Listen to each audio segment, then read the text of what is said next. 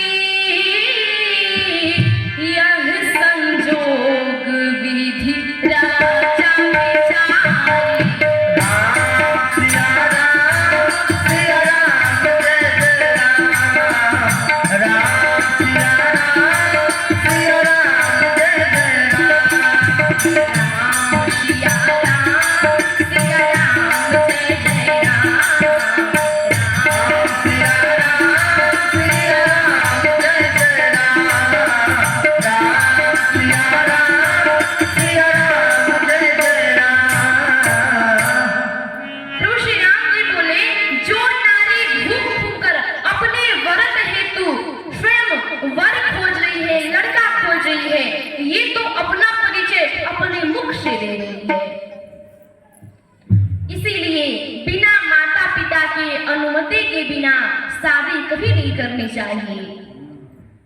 प्रभु श्री राम जी को देखकर सुपर्णखा कहती क्या है, देखो मेरे लायक तो कोई नहीं मिला, लेकिन हाँ तुम्हें देखकर ना मेरा मन थोड़ा सा आंशिक रूप से मान गया है। राम जी सोचे हमको देखकर मान गया है, अर्थात यदि हमसे सुंदर मिल जाएगा तो हमें छोड़ करके भाग जाएगी। राम जी बोले हमको क्या देखी हो, वहां ना बगल में मेरा भाई है, वो कुंवारा है, उसी के पास जाओ। अहै कुमार मोर लघु भ्राता। प्रभु श्री राम जी कहते हैं मेरा छोटा भाई कुंवारा है, उसी के पास जाओ। अब आप कहेंगे कि लक्ष्मण जी कुंवारे हैं क्या, राम जी झूठ क्यों बोल रहे हैं? तो प्रभु श्री राम जी कहते हैं कि सुपर्णखा झूठ बोल रही है, इसका शादी हो गया है और इसके पति को रावण मार दिया था, और शादीशुदा होने के बावजूद भी सुपर्णखा कहती क्या है कि मैं अभी कुंवारी हूं। तो राम जी ने कहा जैसे तुम कुंवारी हो वैसे मेरा छोटा भाई कुंवारा है, उसी के पास जाओ। अब सुपर्णखा पास जाती है। सुपर्णखा कहती है कि वो आप कुंवारे हैं क्या? लक्ष्मण जी बोले हाँ मैं कुंवारा हूं। नहीं, लक्ष्मण जी बोला कि नहीं मैं उनका दास हूं। सुपर्णखा कहती नहीं, वो बोल रहे थे ना कि आप कुंवारे हैं। तो लक्ष्मण जी बोले ना कि नहीं मैं उनका दास हूं। अच्छा ये बताओ, क्योंकि सुपर्णखा शादी का प्रस्ताव लेकर लक्ष्मण जी के पास गई थी। तो लक्ष्मण जी कहते हैं यदि मुझसे शादी करोगी ना तो अयोध्या की दासी बनोगी, और यदि वो राम जी से शादी करोगी ना तो अयोध्या की रानी बनोगी। तो तुम ही विचार कर लो कि तुमको क्या बनना है। अब सुपर्णखा कहते कि रानी बनना है। अब गई फिर से राम के पास, बोले कि अरे वो तो कुंवारे नहीं है। राम जी बोले वो पढ़ाया तुम पढ़ ली। अरे वो कुंवारा है, वो मेरा अनुज है, उसी के पास जाओ। फिर से जाते हैं सुपर्णखा लक्ष्मण जी के पास। अब लक्ष्मण जी दोबारा कहां बर्दाश्त करने वाले। जैसे ही गई शादी का भाव लेकर, लक्ष्मण भैया बोले मुंह देखियो कभी अपना, शकल देखियो, भाग यहाँ से, शादी करने आ रही है। इतना जब सुपर्णखा ने अपमान सुना तो विकराल रूप धारण कर लिया। हो तब खिसियाए राम पहिगा,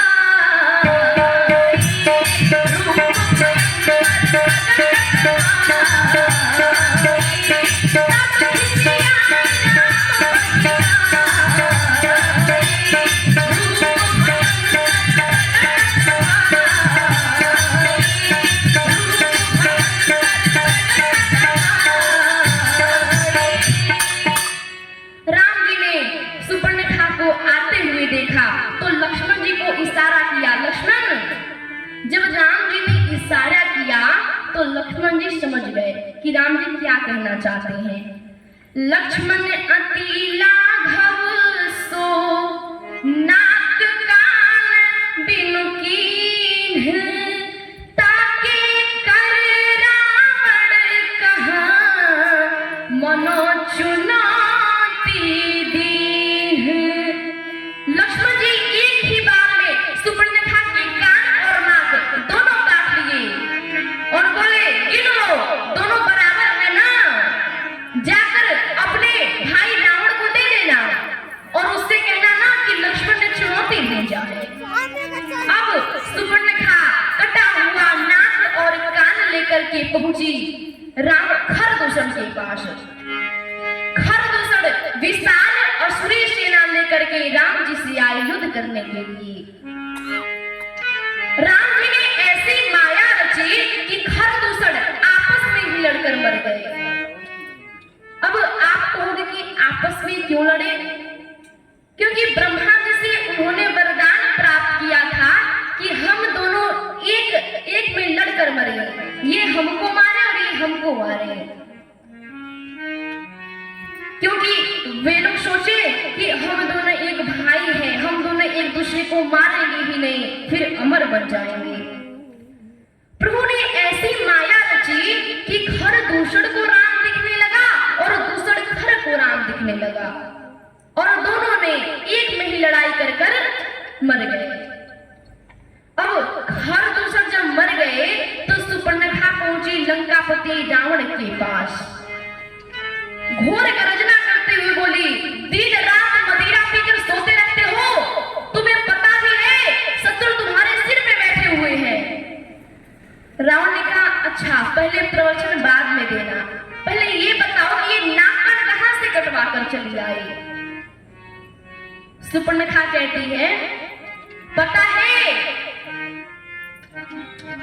दो राजकुमार आए हैं और उन लोगों के साथ ना एक बहुत सुंदर स्त्री भी आई है। रावण तो मेरे पास क्यों आई हो, जाओ खरदूषण के पास। सुपर्णखा बोली गई थी। रावण बोला क्या हुआ? सुपर्णखा बोली वो भी गए थे। रावण बोला फिर क्या हुआ? सुपर्णखा बोली चल बसे। रावण कहता है क्या? खरदूषण मर गए। अब रावण सुपर्णखा को एकांत में जाकर उपचार के लिए भेजता है और स्वयं आकर सोचने लगता है, हो खरदूषण मोहि समबल बनता, तिनहि को मारहि बिनु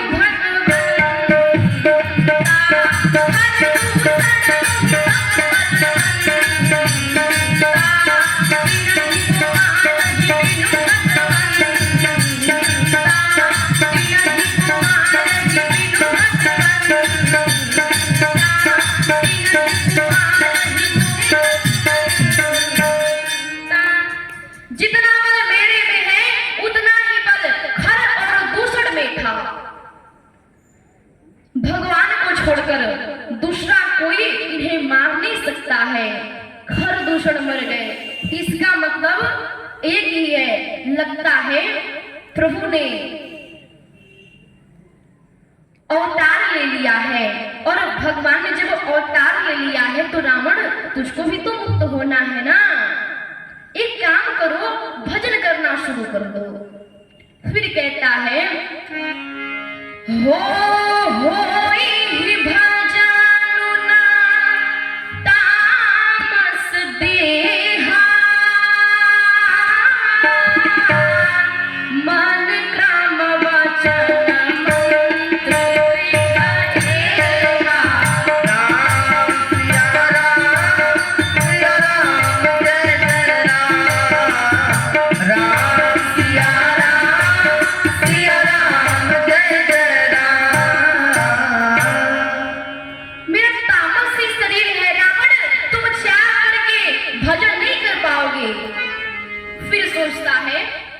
भजन नहीं कर पाऊंगा तो क्या हुआ, राम जी से युद्ध तो कर लूंगा।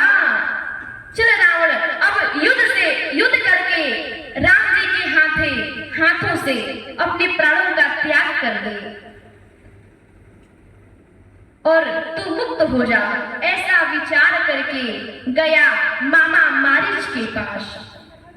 इधर प्रभु श्री राम ने क्या किया, लक्ष्मण जी कहीं गए हुए थे, फूल लेने के लिए गए थे। भगवान ने सीता जी से कहा, सीता जी जब तक मैं धरती से निशाचरों को अंत ना कर दूं तब तक आप मेरे साथ अपनी प्रतिमूर्ति रख दीजिए और आप स्वयं जाकर अग्नि में समाहित हो जाइए। सुनहु प्रिया व्रत रुचिरा सुशीला, मैं कछु कर बिललित नयनिया। प्रिया व्रत रुचिरा सुशीला, मैं कछु कर बिललित नयनिया।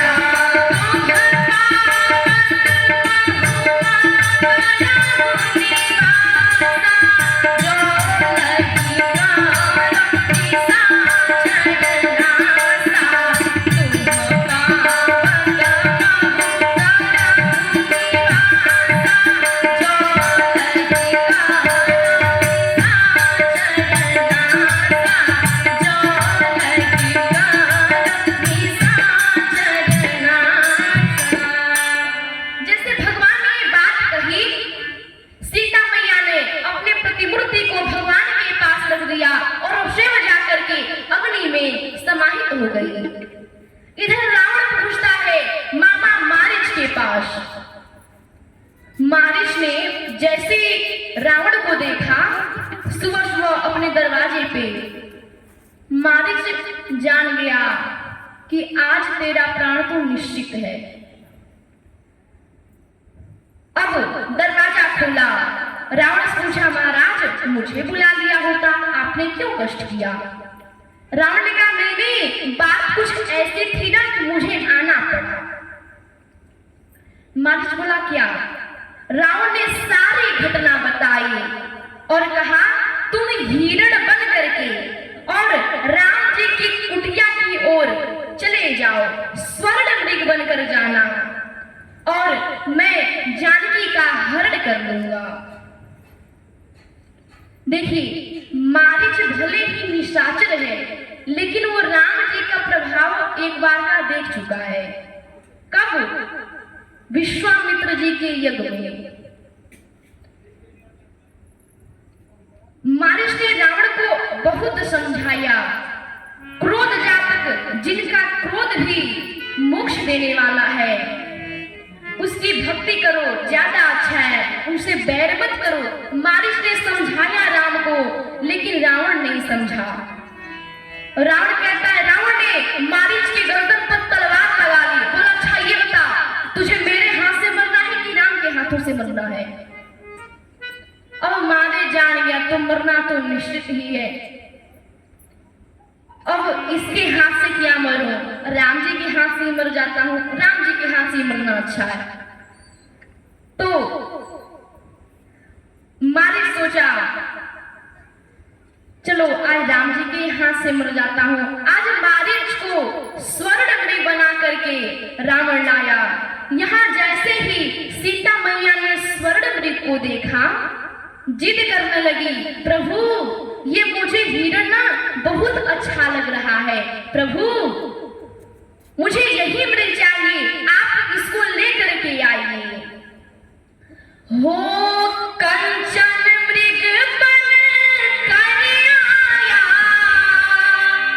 कंचन मृग बन कर आया, सिय का अपहरण कराने, माया का मारीच चला मायापति को भटकाने, माया का मारीच चला मायापति को भटकाने।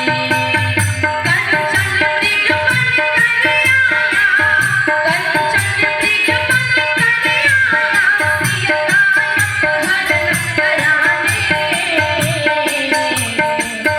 माया का मारीच चला मायापति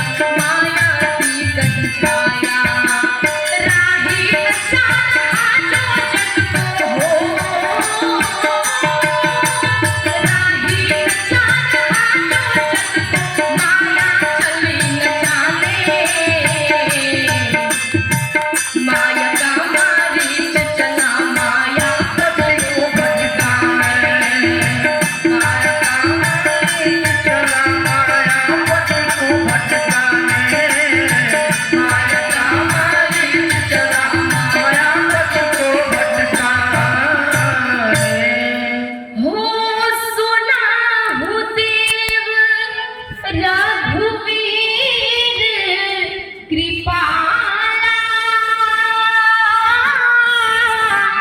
यही